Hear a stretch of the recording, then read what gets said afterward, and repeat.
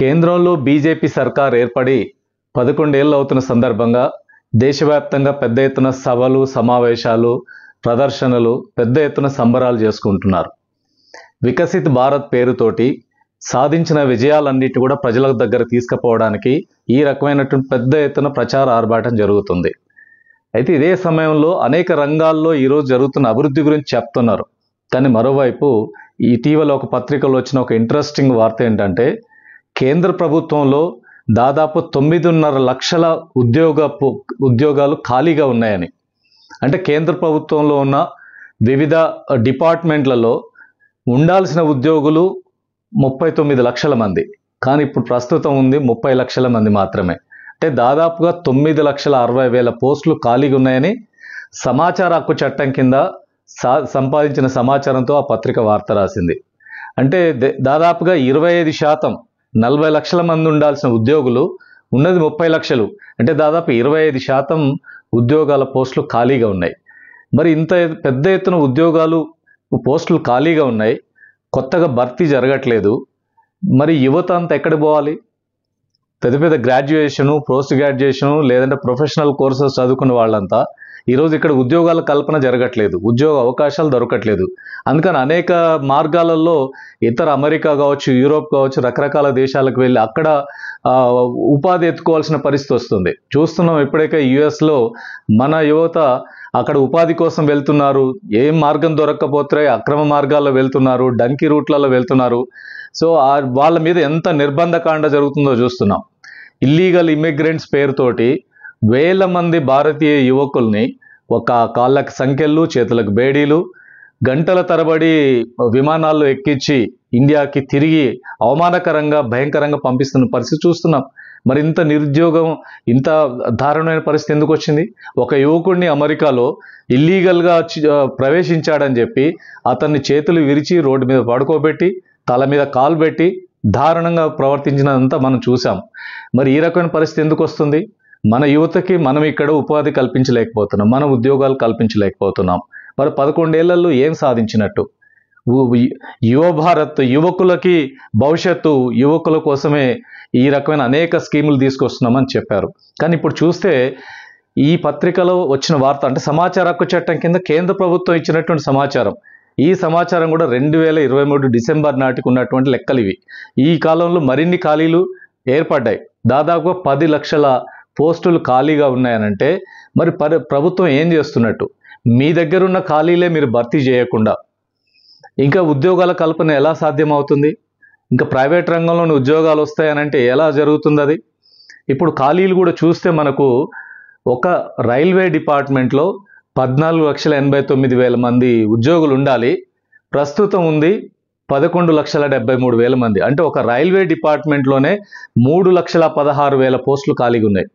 అదే రకంగా రక్షణ శాఖలో ఉన్న ఖాళీలు దాదాపు 2,43,000 ఖాళీలు ఉన్నాయి.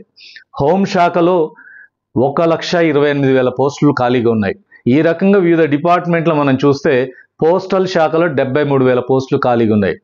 అదే రకంగా సైన్స్ అండ్ టెక్నాలజీ అయితే మరీ విచిత్రం. దీంట్లో ఉండాల్సిన ఉద్యోగులు 12,400 అయితే ప్రస్తుతం ఉంది 3,900. అంటే 8,000 పోస్టులు ఖాళీగా ఉన్నాయి. ఇన్ని పోస్టులు ఖాళీగా, ఇంత పెద్ద ఎత్తున పోస్టులు ఖాళీగా ఉన్నాయి. మరి ఈ రకంగా ఒక్కొక్క డిపార్ట్మెంట్ని తీసుకుంటే లక్షల పోస్టులు ఖాళీగా ఉంటే ప్రభుత్వం భర్తీ చేయలేదు. మరి ఏం చెప్పదలుచుకున్నారు? ఏ రకంగా యువతకు ఉపాధి కల్పిస్తున్నారు? అప్పుడెప్పుడో చెప్పారు, అంత గవర్నమెంట్ ఉద్యోగాల మీద ఆధారపడతారా? ఏదో ఒక సెల్ఫ్ ఎంప్లాయ్మెంట్ చేసుకోండి. ఇప్పుడు పకోడీ కేంద్రాలని కూడా ఆదర్శంగా చూపించినటువంటి చరిత్ర ఈ కేంద్ర ప్రభుత్వంలోనే అనేక మంది మంత్రులు మాట్లాడుతున్నారు. ఇది ఒకవైపు ఉద్యోగాలు కల్పించలేక ఉన్న ప్రభుత్వ రంగంలో ఉండే ఉద్యోగాలు, వాస్తవంగా చెప్పాలంటే ప్రభుత్వం విస్తరించాలి, ఇంకా ప్రభుత్వంలో ఉద్యోగాలు పెరగాలి. కానీ ఉన్న ఉద్యోగాలను తగ్గించుకుంటూ పోతున్నటువంటి పరిస్థితి ఈరోజు చూస్తున్నాం. మరి ఏ రకంగా నిరుద్యోగ సమస్య పరిష్కారం చేస్తారు?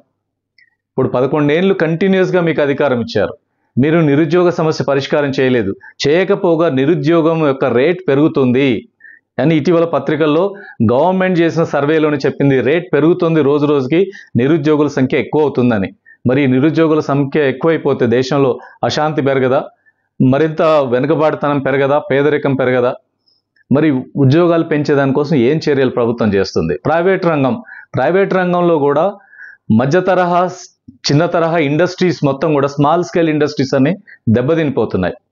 ఈ దేశంలో కొన్ని కార్పొరేట్ సెక్టర్లకే ప్రభుత్వం సహాయం అందిస్తుంది, అవి మాత్రం పెరుగుతున్నాయి. చిన్న పరిశ్రమలు, మధ్య తరహా పరిశ్రమలను దెబ్బతింటున్నాయి. వాస్తవంగా ఎక్కువ అవకాశాలు కల్పించేది చిన్న తరహా పరిశ్రమలు, అవి దెబ్బతింటున్నాయి. మరి ఎంప్లాయ్మెంట్ ఏ రకంగా పెరుగుతుంది? ప్రత్యేకంగా ఎంగేజ్లు ఉన్న యువకులు కావచ్చు, యువతులు కావచ్చు, ఈరోజు నారీ శక్తి అంటున్నాం, మహిళలకి ఉపాధి కల్పిస్తామంటున్నాం, ఘనమైన స్లోగన్స్ ఇస్తున్నాం, కానీ వాళ్ళ ఉపాధి మాత్రం పెరగట్లేదు. అందుకని ఉపాధి పెంచే చర్యలు, ఈ నిరుద్యోగాన్ని తగ్గించే చర్యలు జరగాలి. ఇండస్ట్రీలో కూడా ఈరోజు వస్తున్న టెక్నాలజీ, ఇప్పుడు మన దేశంలో 140 కోట్ల జనాభా ఉన్న దగ్గర ఉద్యోగాలు పెంచే పద్ధతిలో ఈరోజు ఉత్పత్తి జరగాలి.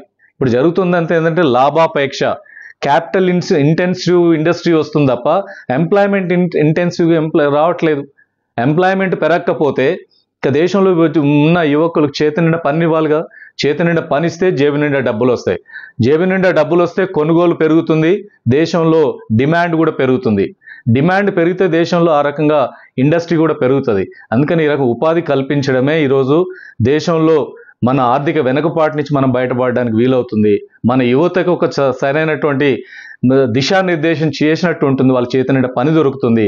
ప్రభుత్వం సంబరాలు కాదు, ఈరోజు 11 ఏళ్లలో యువతకు జరిగిన అన్యాయం ఇప్పటికైనా దాని నుంచి బయటపడాలంటే ప్రభుత్వ ఉద్యోగాలను భర్తీ చేయండి, 10 లక్షల పోస్టులను భర్తీ చేయండి, చిన్న మధ్య తరహా ఇండస్ట్రీని అభివృద్ధి చేయండి.